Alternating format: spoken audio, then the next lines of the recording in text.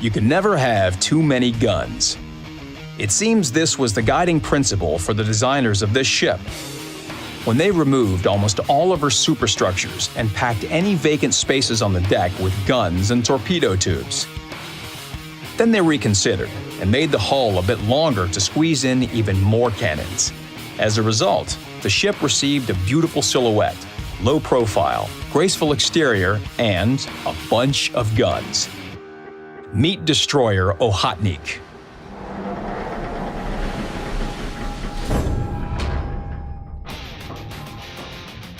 A micro-cruiser and a macro-destroyer.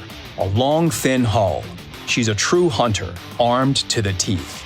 The first thing you spot is a group of 7 top-notch 130mm guns, 5 of which occupy a third of the aft deck. This gun arrangement clearly indicates that you wouldn't want to chase Okhotnik. Consequently, you can be very effective when retreating with this ship. In addition, her guns can rotate 360 degrees, which makes artillery fire even more efficient. Yes, indeed.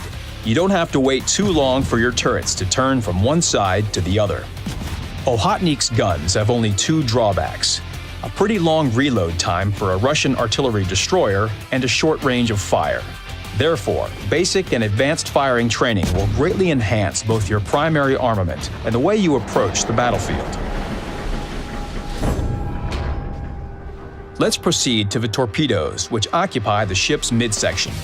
They feature great speed and poor range, only 4.5 kilometers, typical Russian torpedoes. It's impossible to launch them effectively and remain undetected, even if you upgrade the destroyer's concealment to its maximum. On the other hand, Okhotnik boasts as many as 4 triple torpedo launchers, and since they are mounted on the hull's longitudinal axis, she can fire 12 torpedoes from any side. In addition, their reload time is less than a minute, which will delight any player. So you can make a launch every 10 to 15 seconds, an unpleasant surprise for enemy battleships. Or you can fire from 3 torpedo launchers and leave 1 in reserve just in case. And if you make an accurate full salvo, even the most maneuverable ship won't have a chance to escape. To sum up, Okhotnik isn't lacking in armaments. Of course, this comes at a price. The extensive hull increases the ship's turning circle radius, and her cruising speed isn't that great either. Dodging enemy torpedoes is no easy task. The destroyer does have some anti-aircraft guns, but they aren't very effective. A natural question arises: how can I use all this power so that it's not me but the enemies who suffer all this pain? Of course, all hunters, including this one, should first choose appropriate prey. And if they're a bit too strong, you should look for a better opportunity. Your primary targets are enemy destroyers, of course. When facing them, make the most of your numerous guns.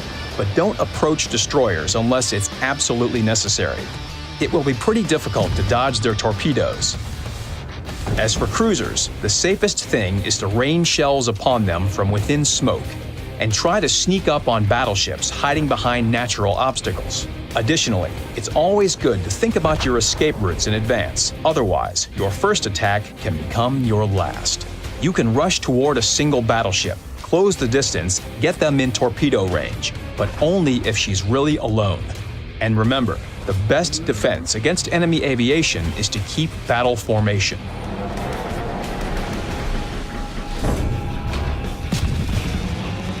This is what this peculiar new warship is all about, the former torpedo cruiser of the Russian Navy, Tier V Destroyer Okhotnik.